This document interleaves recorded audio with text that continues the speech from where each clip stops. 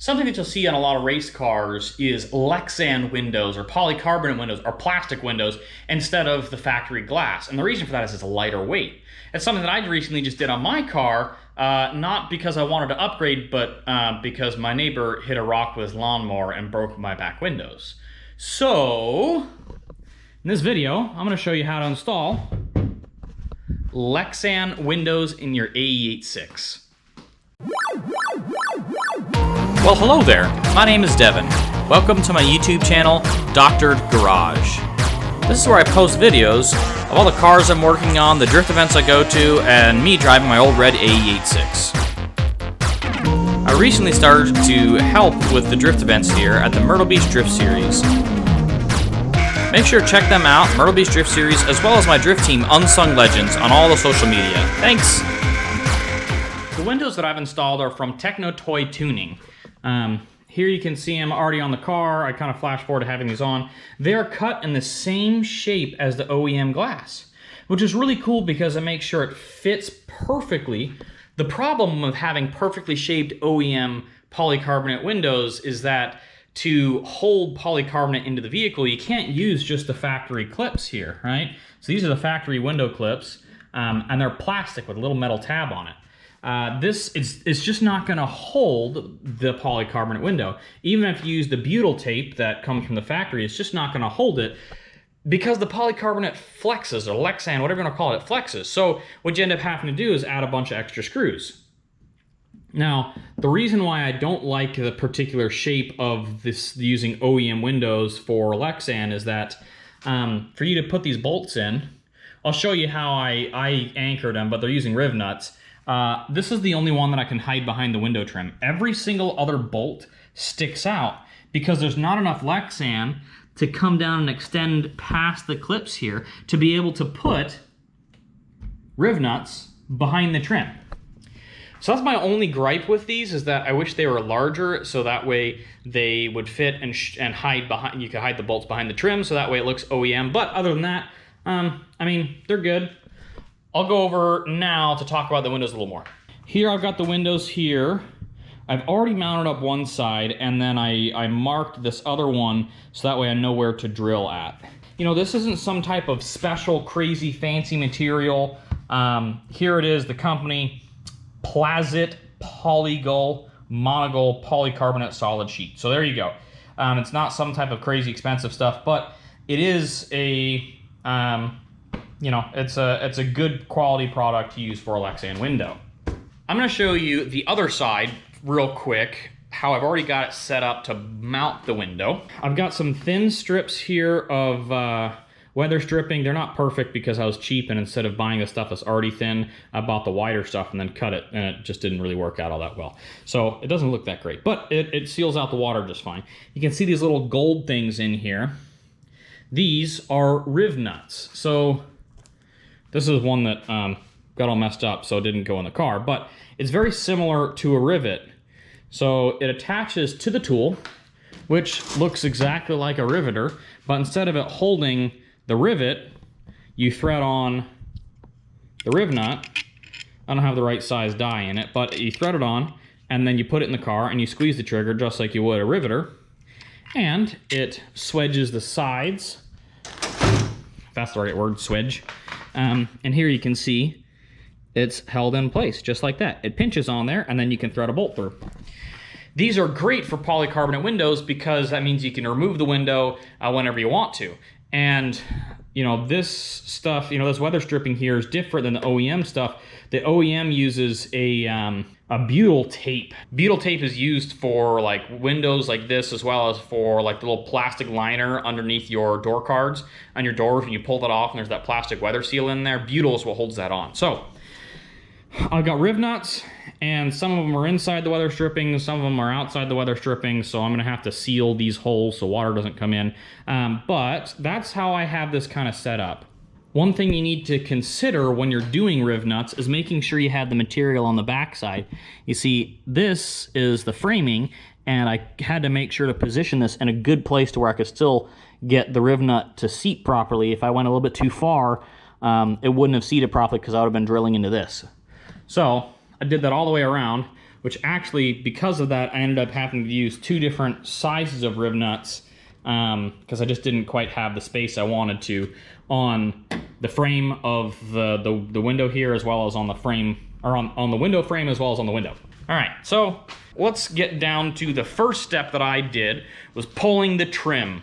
If you've never pulled AE86 window trim before, just know that the clips that hold it in are super brittle because they're old and they're plastic, and you have to really finagle it so you don't break it. I usually start with this side. You can get a little more, edge to it because you can get it over here. And once you pull this side out, then you can pull all the other sides out without breaking any clips. It took me a while to figure that out. I only learned that after the fact.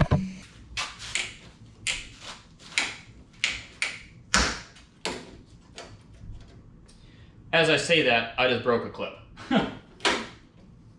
But so you get this side out because you can work it out. Right? Bloop.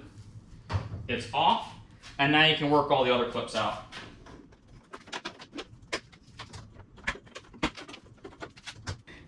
There are 3 different types of clips that hold the coupe windows in. You've got 3 here, that's one type.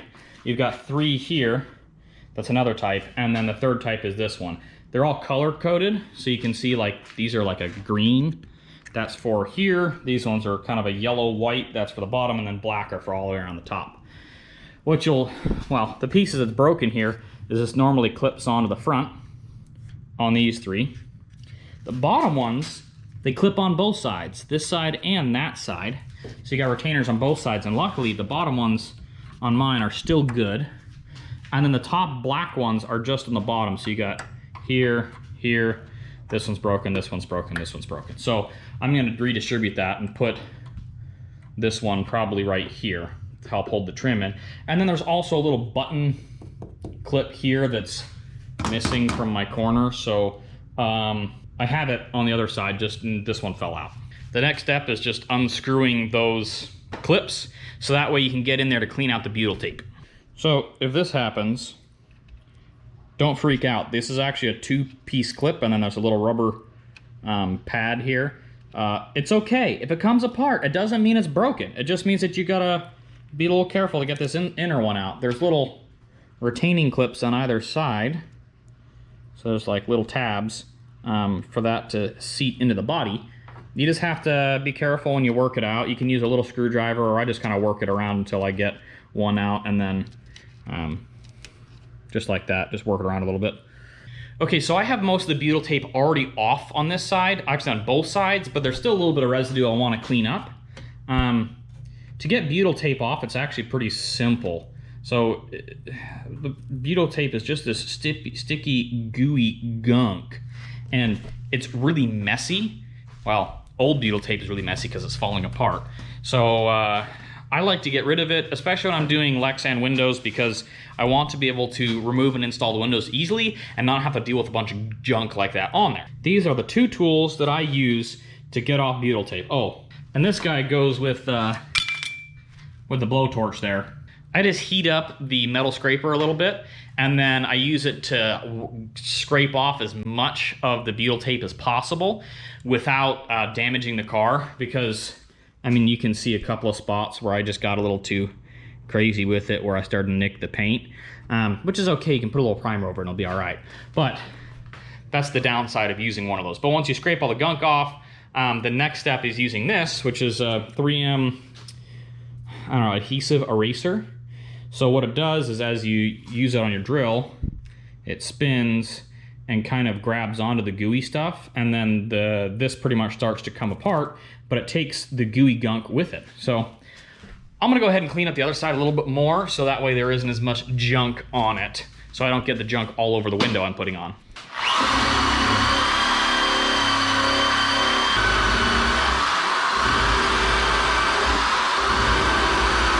All right, that's a lot better. I got a lot of it cleaned off. I'm not worried about it being totally clean. Something to be aware of is if you're using one of these and you get it too hot, you'll start burning through paint, especially if you got like low quality paint and primer and stuff. So you can see that's what happened and burned through right here, because I was an idiot, but that's all right. Now that I have that cleaned up, I am ready to get my other Lexan window drilled, and then I'll get it held up on there with the clips holding in place. Now once I do that, I'll be able to drill into the body to be able to get the rib nuts on.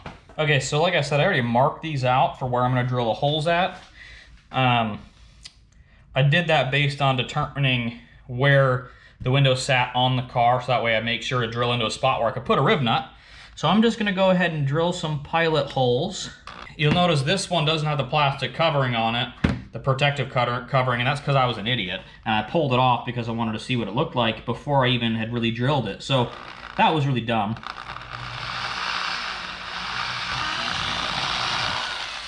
First, on the other one, I left the protective covering on, and that was the better idea. So if you're gonna do this, make sure to leave the protective covering on, so that way you don't scratch up and mark up the windows.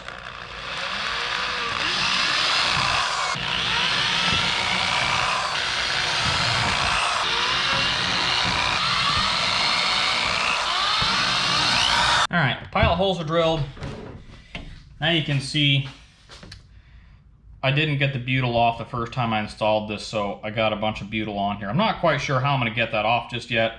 This one is gonna get covered in stickers, so I guess I'm not really worried about it. All right, so I got the bottom 3 clips in. Use those to set this on, and then adjust. You see, this is probably gonna sit right about there. Ooh, maybe not, maybe it ends up being a little bit more in. I need to get this clip on and see, but that looks about right. Maybe right there. Let's see, there. That looks better. There, there. Yeah, that'll work. That's on a spot weld, but that's okay. That's good, that's good, that's good. Okay, I'm gonna get the other clips in so that way I can hold the window in place better, and then I'm gonna start drilling. All right, clips are in place. The window's held down pretty good. You can see why I only drilled small pilot holes. This one, that looks really good. That's far enough from the inside and it's far enough through the frame. That's in a really good spot. Same with this one. This one's pretty good. That one's really far upper, but that should be okay. This one, ooh, that's a little close, so I'm probably just gonna move it over a little bit, enlarge the hole, and then move it so that way I can get a better spot. This one's good. These ones down here are hard. You see, that's a really close fit. So what I'm gonna do is I'm just gonna drill it down a little bit, and then like drill down on the glass a little bit, open it up, and then drill through the body a little further down. That way I don't blow out the edge of the framing on the metal there.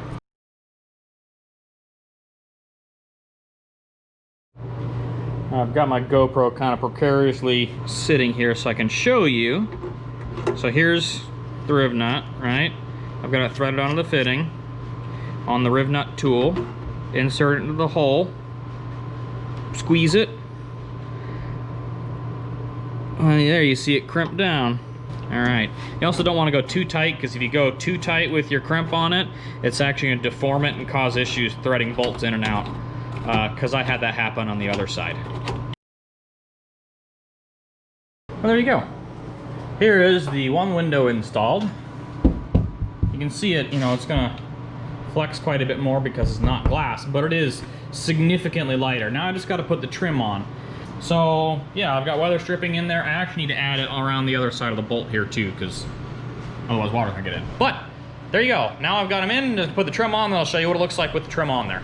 And there you have it. My trim needs to be repainted, but you can see only a few of the bolts end up sticking out how I did it. I was able to hide one up here, but yeah. You can also see, you know, one thing that I haven't done yet is painted around the edge of the window. So that's another thing too, because you can see stuff behind it. To make it look even more OEM, you just mask off on the back side of the glass in the middle here, and then you paint the edges black, just like the OEM glass is, so that way it looks a little more factory. I hope you guys enjoyed that. If you got any questions, make sure to put them in the comments. Like, comment, subscribe, share, all that stuff. Thanks, guys. Also, make sure to stay tuned this weekend, because I'm going to be headed to the Myrtle Beach Drift Series for the last event ever at the Myrtle Beach Speedway. Unfortunately, the Speedway is closing. The owner's selling it to developers, so we're getting one last event in before it closes.